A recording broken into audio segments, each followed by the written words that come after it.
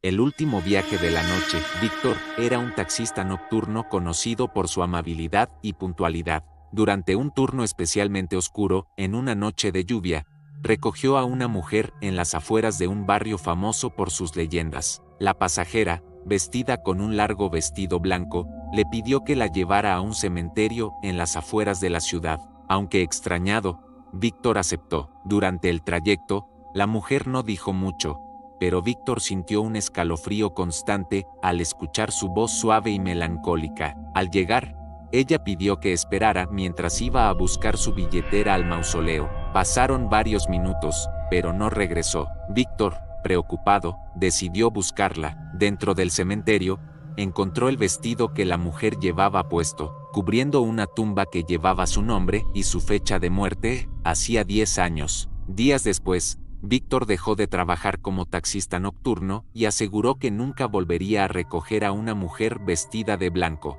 El pasajero que no existía, Paul, era un conductor de taxi experimentado que había trabajado en Manhattan durante más de 20 años. Una madrugada, mientras cruzaba una avenida solitaria, un hombre alto con un sombrero negro hizo la parada. Paul lo recogió, y el pasajero le pidió que lo llevara a un barrio residencial al otro lado de la ciudad.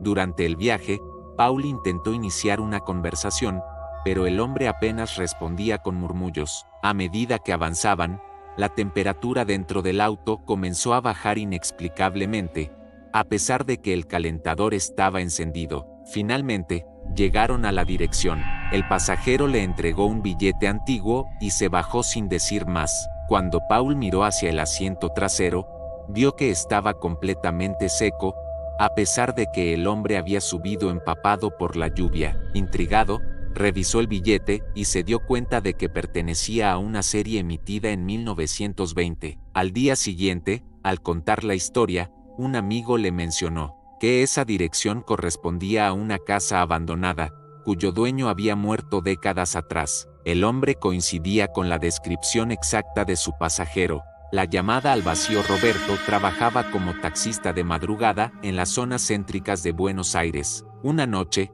recibió una solicitud a través de su radio para recoger a una mujer en una estación de tren clausurada desde los años 90. Aunque extrañado, aceptó, pensando que podría haber algún error en la dirección. Al llegar, una mujer de cabello largo y oscuro lo esperaba junto a la entrada. Subió al taxi sin decir una palabra y le indicó un destino en voz baja, un puente fuera de la ciudad. Durante el trayecto, Roberto intentó conversar, pero ella permaneció en silencio, mirando por la ventana con ojos vacíos. Cuando llegaron al puente, la mujer le pidió que se detuviera. Antes de bajar, dejó un sobre en el asiento y desapareció en la oscuridad.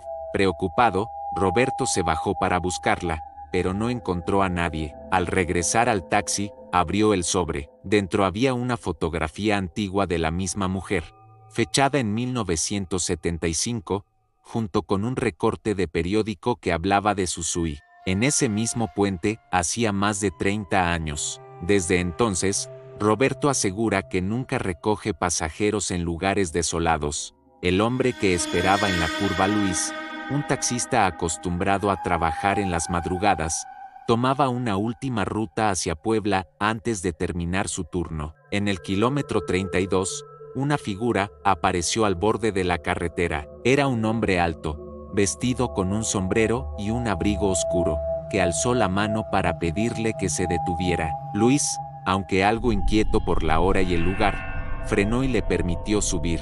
El pasajero se sentó en el asiento trasero, manteniendo el sombrero bajo, y dio instrucciones claras: déjeme en el siguiente poblado. Durante el trayecto, Luis intentó iniciar una conversación, pero solo recibió respuestas cortas y frías. Lo que le resultó extraño fue un fuerte olor a tierra húmeda que comenzó a invadir el auto. Al principio pensó que era el clima, pero notó que provenía directamente de su pasajero. Además, cada vez que miraba por el espejo retrovisor, sentía como si el hombre estuviera más cerca, aunque nunca se movía. Al llegar al supuesto destino, el hombre le indicó detenerse frente a un camino desolado que llevaba al monte. Aquí está bien, dijo con voz ronca. Luis le pidió el pago, y el hombre sacó un billete antiguo, que dejó sobre el asiento, sin más palabras. Antes de arrancar, Luis volteó hacia atrás para recoger el dinero, pero el asiento estaba vacío. Asustado,